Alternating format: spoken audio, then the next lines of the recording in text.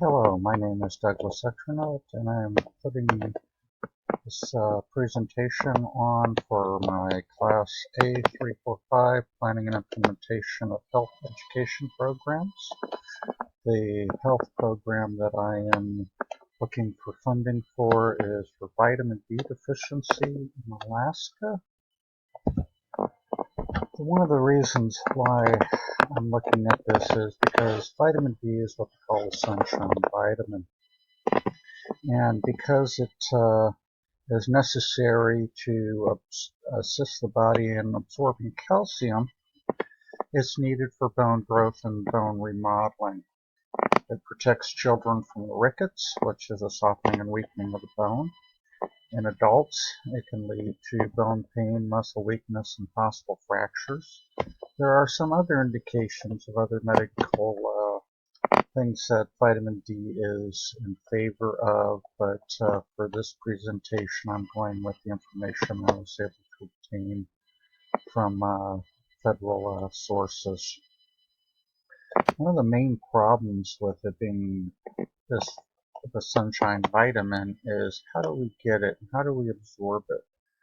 One of the major problems at this day and age is with the amount of obese people that we have, and once you become obese above a certain level, you're being a fat soluble vitamin that does not get absorbed effectively. So that could be a major problem.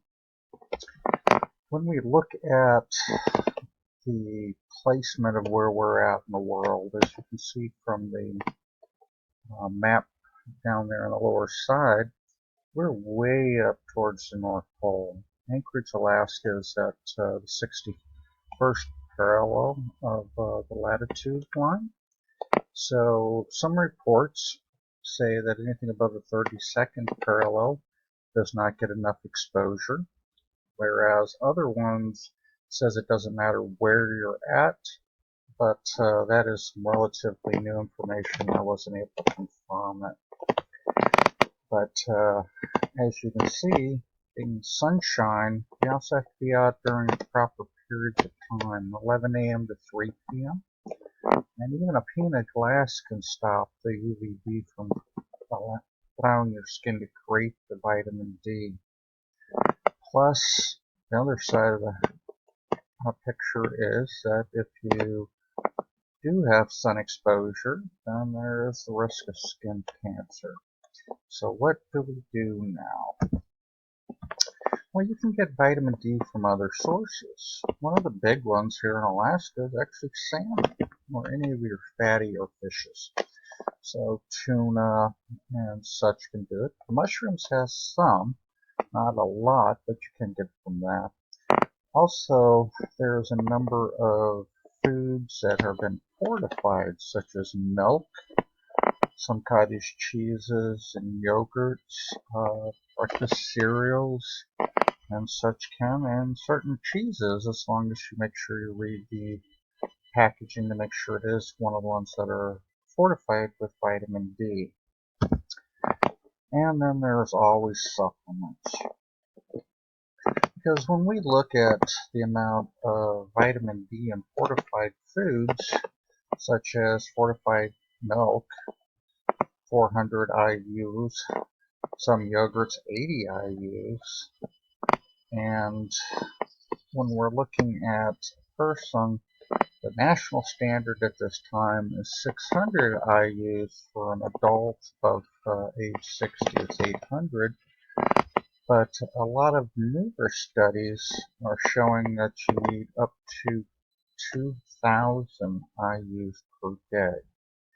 And that is a pretty big amount to try and get for foods, and that's where supplements come in. Representative Paul Seaton, he's the state representative from Homer. He's also the chair of the Health and Social Services Committee. He is very, very active in vitamin D, and he will be one of the people I will be looking for as a assistance for my program.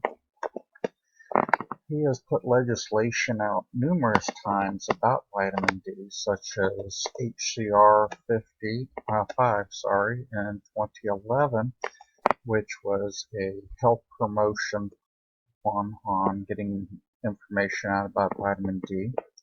HCR 90 in 2012 was a very interesting one, was he was trying to get money for a health process that would test all newborn babies in the state of Alaska for 1 year so that we had a baseline of the vitamin D levels in newborns.